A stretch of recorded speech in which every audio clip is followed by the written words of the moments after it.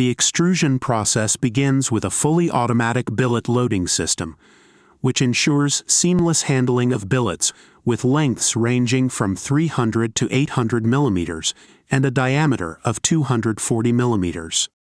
Precise billet positioning for front loader operation.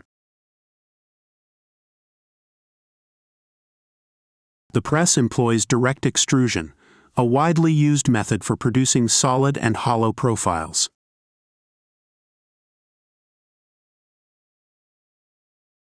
Multi-axis manipulator for handling loose dummy and scavenger blocks. A multi-axis manipulator is incorporated into the system, providing efficient handling of loose dummy and scavenger blocks. This advanced handling mechanism enhances the automation of the extrusion process, reducing downtime and increasing safety.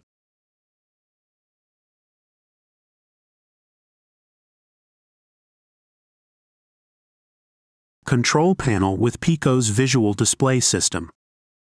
Cooling table with walking beam cross conveyor. For precision cutting, the press is equipped with a high-performance finishing saw, featuring an integrated chip extraction system and cutting gap adjustment. This ensures clean cuts, minimal material waste, and improved final product quality. After cooling and cutting, the profiles are transferred via a cross-transfer system to moving deposit tables. Optimum reproducible product quality. Hollows diameter, max, 150 millimeters. Section width, max, 180 millimeters. In addition to direct extrusion, the press supports indirect extrusion, allowing for greater flexibility in the types of profiles that can be produced.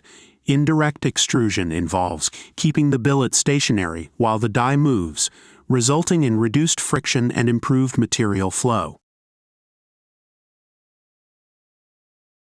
The wire rod coiler is an essential component that efficiently coils extruded wire rods into compact and manageable rolls.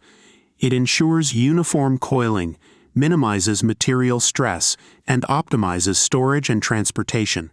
The system is designed for seamless integration with the extrusion press, providing automated handling and reducing manual intervention for enhanced operational efficiency.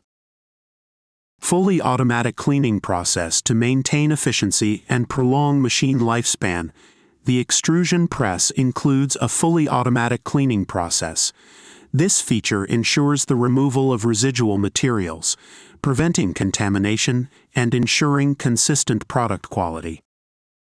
Continuous casting solidifies molten steel into slabs by passing it through water-cooled molds and rollers, ensuring uniform shape and composition.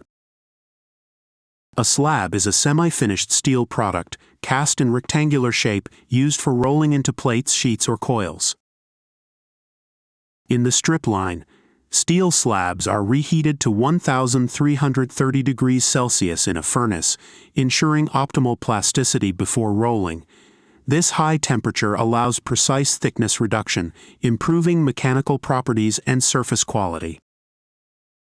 The Steckel plate mill is a reversible rolling mill that reduces slab thickness into large steel plates.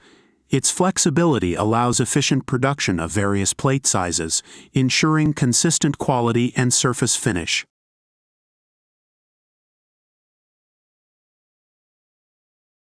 The normalizing line is a thermal treatment process used to improve the steel's mechanical properties. It involves heating steel plates or coils to a specific temperature, followed by air cooling, which refines the grain structure, enhancing hardness, uniformity, and strength.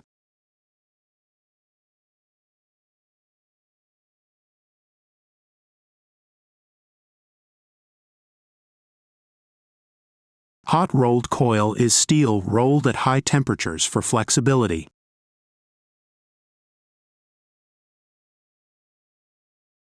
Cold rolling reduces steel thickness, enhancing strength and surface finish. Pickling removes surface oxides from steel using acid-based solutions. Cold reduced steel is further processed to decrease thickness and improve strength. Annealing heats steel to soften, relieve stress, and improve ductility. The process begins with the heating of steel billets, which are raw pieces of steel that will be transformed into finished rails. The billets are discharged from the furnace at a temperature of 1,250 degrees Celsius. A high-pressure descaling unit, operating at 250 bars, is used to remove any oxidized surface layers, ensuring that the steel is clean and ready for further processing. The first breakdown mill, BDM1, is equipped with a reversing stand featuring a closed-top housing. The stand is capable of handling significant forces with a roll force of 8 meganewtons, Mn. The billets are passed through the mill several times in both directions, reducing their size and shaping them into the desired form. To ensure uniformity and precision, the billets are turned over using a hook-type tilting device. The second breakdown mill, BDM2, operates similarly, with a roll force of 4.5 Mn. It is designed to handle the steel stock with high precision, ensuring that the billet undergoes further size reduction to meet specific product requirements. At this stage, the rolled stock becomes significantly longer and thinner, setting the foundation for the next stages of the rolling process. Finishing and shaping in the universal rolling process after the billets are reduced in the breakdown mills.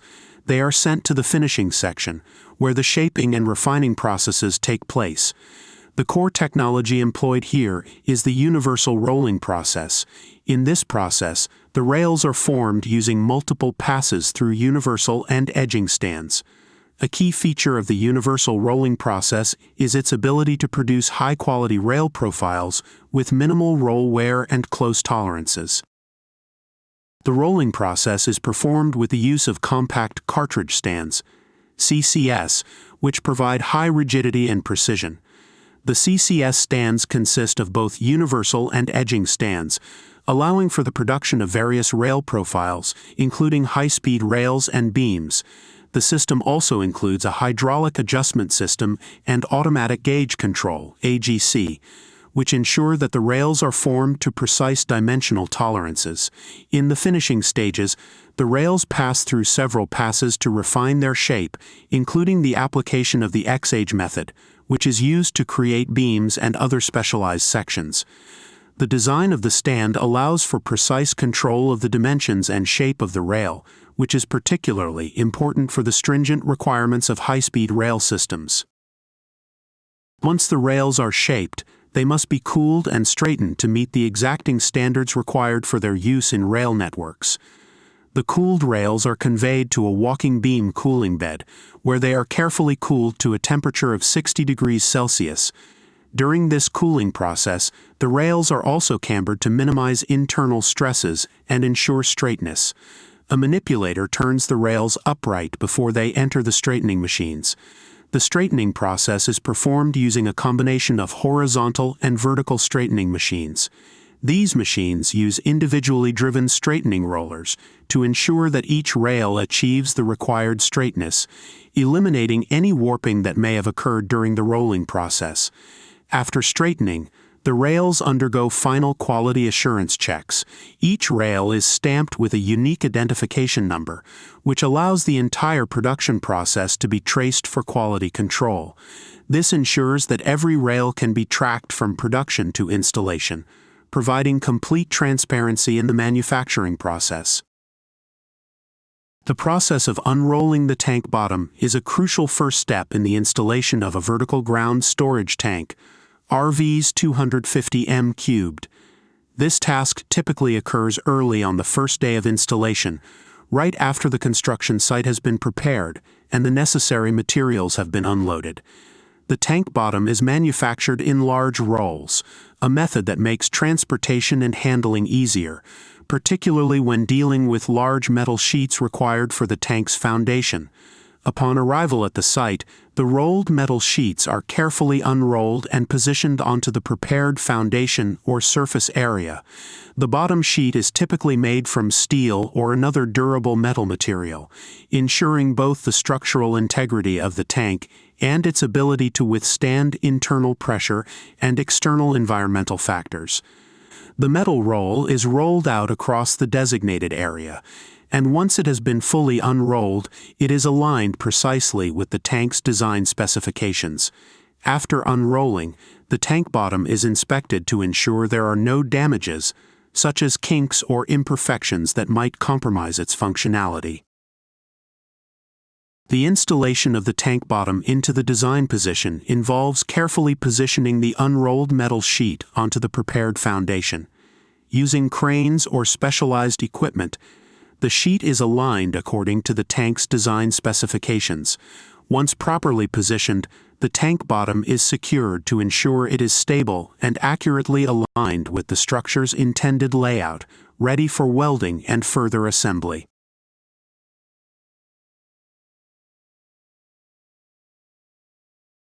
The assembly of the tank roof involves positioning and securing prefabricated roof sections onto the tank structure, ensuring a secure fit. The installation of the roof strengthening ring involves positioning and securing a metal ring around the top perimeter of the tank. This ring provides additional structural support, reinforcing the roof to withstand external forces, such as wind or pressure variations. The ring is welded into place, ensuring a tight, durable fit that helps maintain the tank's overall stability and integrity.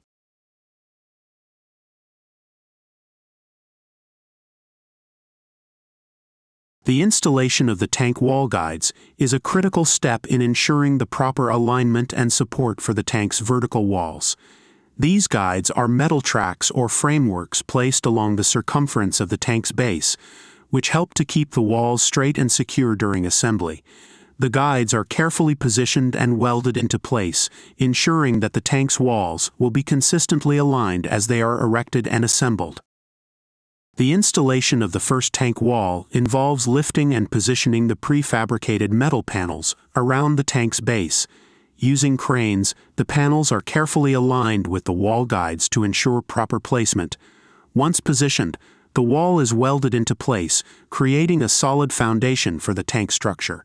This wall is crucial for providing the tank's stability and strength as the assembly progresses.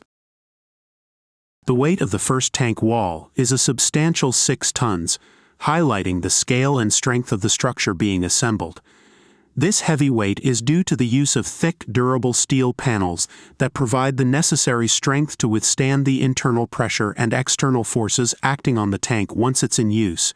Handling such a massive component requires specialized equipment like cranes and heavy-duty lifting mechanisms to ensure safe and precise positioning. The weight also signifies the level of engineering required to ensure that the wall can support the entire tank structure, maintaining its integrity over time. Welding the wall to the tank bottom is a critical step in ensuring the structural integrity and stability of the entire vertical storage tank. Once the first wall panel has been properly positioned and aligned, the welding process begins to securely attach the wall to the tank bottom. This is done by using industrial-grade welding equipment that creates a strong bond between the metal components. The process typically involves a combination of manual and automated welding techniques to ensure precision and strength. The welder first creates a preliminary seam along the perimeter where the bottom of the wall meets the tank floor.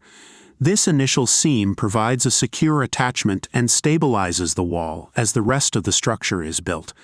The welds are carefully inspected for any imperfections or weak points, as these could potentially cause structural issues once the tank is in use. Welding is done in multiple passes, with each layer carefully fused to create a robust bond. This is especially important, given the weight and pressure the tank will need to handle. The welds are then thoroughly checked for quality, sometimes through non-destructive testing methods such as ultrasonic or X-ray testing, to ensure they meet safety and durability standards. The installation of the second tank wall follows the same process as the first, involving careful lifting and positioning of the prefabricated metal panels around the tank structure. Using cranes, the panels are aligned with the first wall and wall guides to ensure perfect alignment. Once positioned, the second wall is welded to the first and to the tank bottom, completing the tank's cylindrical structure. The installation of the tank roofs involves lifting and securing prefabricated roof sections onto the top of the tank structure. Using cranes, the roof panels are carefully aligned with the tank walls, ensuring a secure fit. Once positioned, the sections are welded together, forming a tight, durable seal. This step ensures the tank is fully enclosed and ready for further equipment installation or testing. Welding the seam that closes the tank wall involves joining the two ends of the wall with a strong, continuous weld, ensuring a seamless structure. The installation of hatches and nozzles involves cutting precise openings in the tank wall, then securely attaching hatches and nozzles for access and functionality. The installation of ladder railings and additional equipment involves securing safety ladders, handrails, and any necessary functional components to the tank structure. Open die forging is a widely used manufacturing process in which metal is shaped by applying controlled pressure using large forging presses or hammers. The 80 meganewton press force enables precise, high-strength metal deformation efficiently. The open die forging press has an impressive annual capacity of 65,000 tons, allowing for the large-scale production of high-quality forged components. This high throughput ensures efficiency in meeting industrial demands for sectors such as aerospace, shipbuilding, and power generation. The advanced automation and precision engineering contribute to maintaining consistent output while optimizing energy use and material utilization.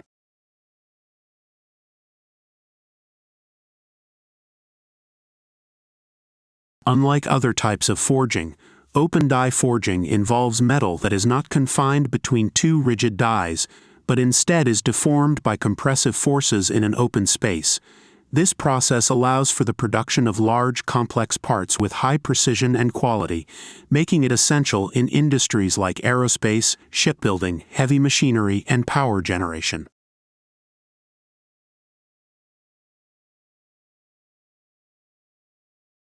The cylinder stroke of 3,500 millimeters allows for deep and controlled deformation of large metal ingots, ensuring precise shaping and uniform material properties throughout the forging process.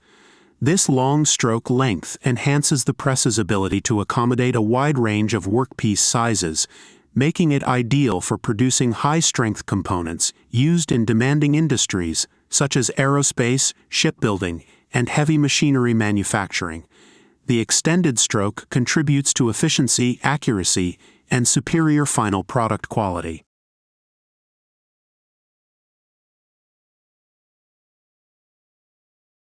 The die width of 2,200 millimeters provides a large working surface, allowing the press to accommodate and shape massive metal ingots efficiently.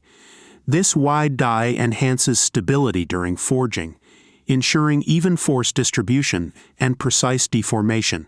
It enables the production of high-quality forged components with excellent microstructure properties, making it ideal for industries requiring durable and high-strength materials, such as aerospace and heavy machinery manufacturing.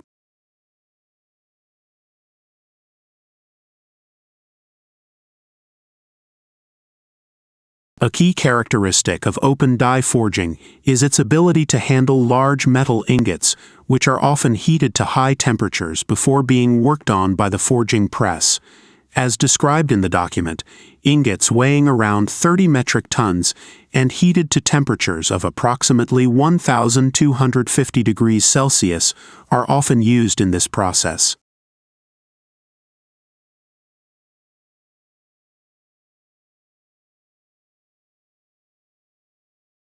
The forging precision of plus or minus 1 millimeter ensures highly accurate shaping of metal components, minimizing material waste and reducing the need for additional machining. This level of precision enhances product consistency, structural integrity, and mechanical performance. It is crucial for industries such as aerospace, power generation, and shipbuilding, where tight tolerances and exact specifications are required for safety, reliability, and optimal functionality.